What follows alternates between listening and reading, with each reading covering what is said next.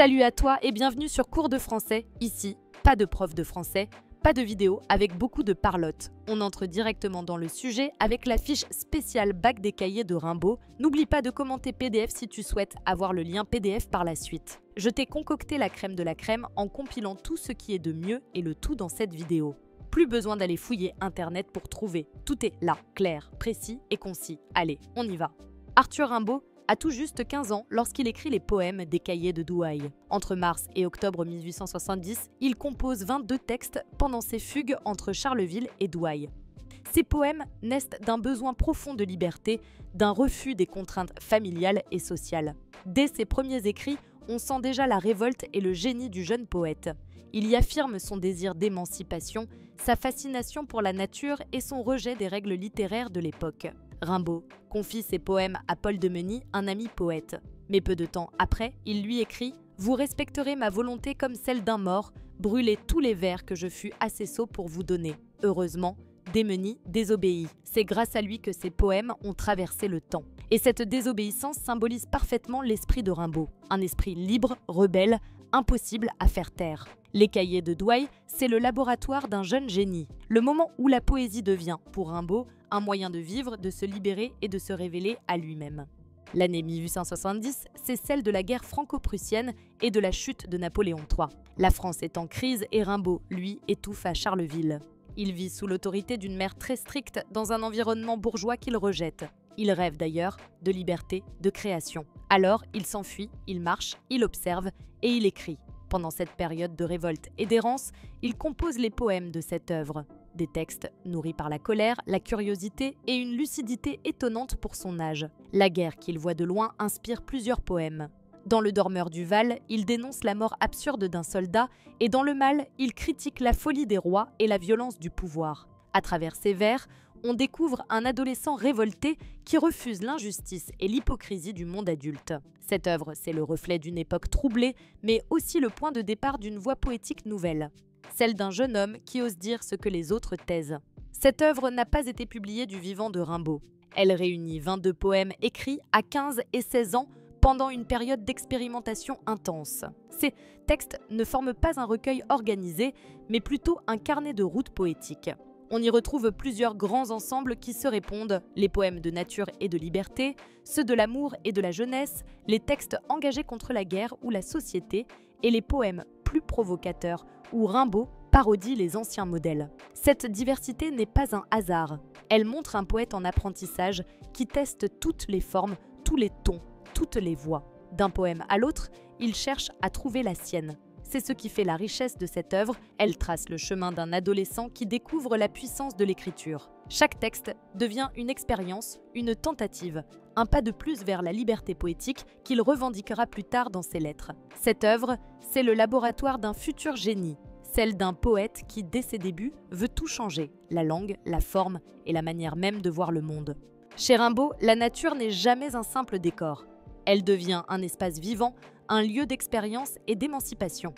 Dans les poèmes de cette œuvre, marcher dans la nature, c'est déjà écrire. Le jeune poète s'y retrouve seul, libre, porté par ses sensations. Dans Sensations, il rêve d'une marche nocturne, légère, silencieuse. Il n'a besoin de rien, ni de règles, ni d'école, ni d'autorité. Dans Ma Bohème, il transforme la pauvreté en liberté. Ses poches sont trouées, il n'a pas de toit, mais il possède ce que les autres ont perdu, le vent, le ciel et l'imagination. La nature devient alors le miroir de sa propre révolte. Un espace sans contrainte où il peut enfin être lui-même. Chaque arbre, chaque chemin, chaque souffle de vent devient une invitation à la poésie et à la vie. À travers ces paysages simples, Rimbaud découvre la fusion entre le corps, le monde et les mots. La marche devient écriture et l'écriture devient marche. Cette liberté nouvelle, il la traduit par une langue souple, musicale, spontanée. Rien de figé, rien d'académique, seulement le mouvement et la sensation. Pour lui, la nature, c'est bien plus qu'un refuge. C'est une promesse, celle d'un monde où l'on peut vivre, sentir et penser sans barrière. L'amour chez Rimbaud n'a rien d'idéal ni de parfait, il est maladroit, sincère, parfois ironique, mais toujours vivant. Dans cette œuvre, le poète explore les émotions de la jeunesse, l'émerveillement, la gêne, la curiosité et la légèreté. Dans Roman, tout commence par une phrase devenue célèbre. On n'est pas sérieux quand on a 17 ans. Ce vers résume tout, la fraîcheur, la naïveté et l'envie de vivre sans attendre. Rimbaud y dépeint un adolescent insouciant, capable de rêver d'amour sans même savoir ce qu'aimer veut dire. C'est une vision tendre, parfois moqueuse, mais jamais cynique. Dans Première soirée, le ton devient plus intime. Le jeune homme découvre la sensualité, mais aussi la gêne, la distance, le doute. Tout y est encore fragile, incertain. Enfin, dans les réparties de Nina, l'amour devient un jeu. Les mots remplacent même les gestes, et le poète s'amuse des différences entre garçons et filles, comme s'il observait ses propres émotions avec un sourire. À travers ses textes, Rimbaud découvre l'amour comme un terrain d'apprentissage. Il y cherche moins la passion que la vérité du sentiment et trouve dans ses maladresses une nouvelle façon d'être libre. Pour lui, aimer, c'est déjà expérimenter, c'est déjà apprendre à se connaître et à regarder le monde autrement. Rimbaud n'est pas seulement un rêveur, c'est aussi un révolté. Dans cette œuvre, il refuse les injustices, les mensonges et l'hypocrisie du monde qui l'entoure. La guerre de 1870 nourrit sa colère. Dans Le Dormeur du Val, il décrit un jeune soldat endormi dans la nature. Le poème semble paisible jusqu'à la chute. Il a 2 trous rouges au côté droit. En un vers, la beauté du paysage se brise et toute la cruauté de la guerre apparaît. Dans Le Mal, il s'en prend aux rois et à leur vanité, assez puissants qui envoient que les autres mourir pendant qu'ils s'amusent. Et dans À la musique, il dénonce la bêtise bourgeoise, celle d'un monde satisfait de lui-même, sourd à la souffrance. Cette révolte n'est pas seulement politique. Elle est morale, poétique, existentielle. Rimbaud refuse la soumission sous toutes ses formes, celle de la société, de la religion et même de la poésie traditionnelle. Son arme, c'est le verbe. Il utilise l'ironie, le contraste, la provocation. Ses poèmes deviennent des cris étouffés, des vérités dites avec des mots simples, mais tranchants. À travers cette œuvre, Rimbaud se dresse contre tout ce qui opprime. Il fait de la poésie une forme de justice, un moyen de rendre la parole à ceux qu'on ne veut pas entendre. Dans cette œuvre, Rimbaud n'est plus seulement un jeune homme qui écrit.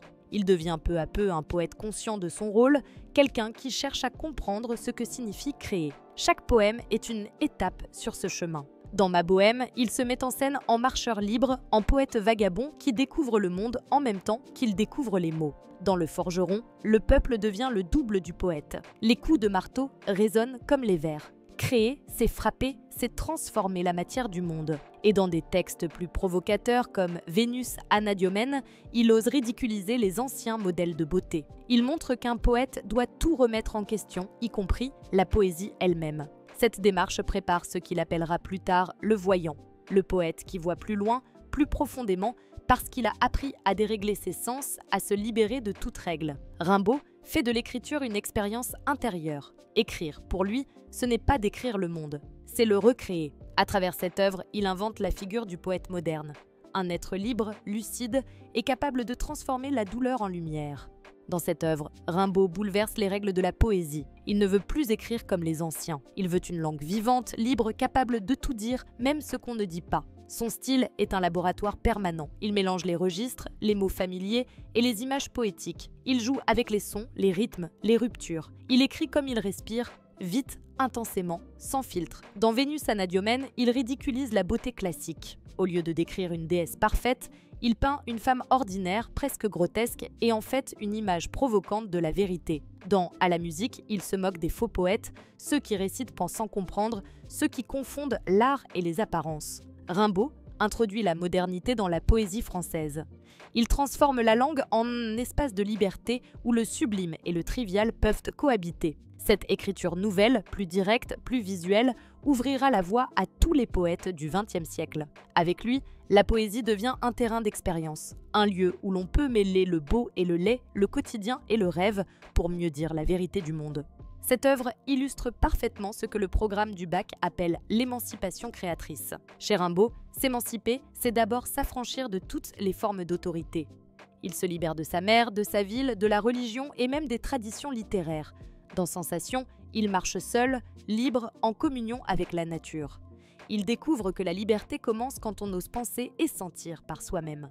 Dans Ma Bohème, il fait de cette liberté un mode de vie. Son sac, ses souliers troués, son regard tourné vers les étoiles, tout devient symbole d'indépendance et de créativité. Rimbaud refuse les modèles imposés. Il veut créer une poésie à son image, rebelle, vivante, sincère. Ses vers casquent les rythmes classiques, inventent des images inattendues et célèbrent la jeunesse, le mouvement, la rupture. Cette liberté artistique va de pair avec une liberté de penser. Dans Le Forgeron ou Le Dormeur du Val, il s'engage contre la guerre, la bêtise, la souffrance. Il transforme la poésie en un acte de résistance. À travers cette œuvre, Rimbaud montre qu'écrire, c'est aussi se libérer. C'est refuser de se taire. C'est prouver que la création est une forme d'émancipation absolue. Allez, c'est l'heure du récap. Voici ce qu'il faut absolument retenir de cette œuvre pour ton épreuve du bac. Rimbaud. C'est d'abord un génie précoce. Il écrit ses poèmes à 15-16 ans et déjà, il révolutionne la poésie française. Son œuvre explore 3 grands axes, la liberté, l'amour et la révolte. La liberté, c'est celle du poète vagabond, celui de Mabohème ou de Sensation, qui marche dans la nature pour se libérer du monde. L'amour, c'est celui de l'adolescence, naïf, sincère, mais souvent teinté de mélancolie, comme dans Roman ou Première soirée. Et la révolte, c'est celle contre la guerre, contre les puissants, contre les hypocrisies de la société, dans Le Dormeur du Val, Le Mal ou à la musique. Rimbaud, c'est aussi un style. Une langue libre, directe, où il mélange les registres, les sons, les images. Il ne veut pas faire beau, il veut faire vrai. Enfin, retiens que cette œuvre illustre à la perfection le parcours du bac, l'émancipation créatrice. Rimbaud s'émancipe de tout, de sa famille, de la religion, de la tradition et même de la poésie elle-même. Il prouve qu'écrire, c'est se libérer. Et que la liberté, c'est le point de départ de toute création. Si tu veux recevoir le PDF complet de cette fiche, mets simplement PDF en commentaire et je te l'enverrai dès qu'il sera disponible. Et surtout, abonne-toi à la chaîne pour réviser ton bac autrement. Des figures de style expliquées simplement, des biographies express et des méthodes efficaces pour réussir ton commentaire et ta dissertation.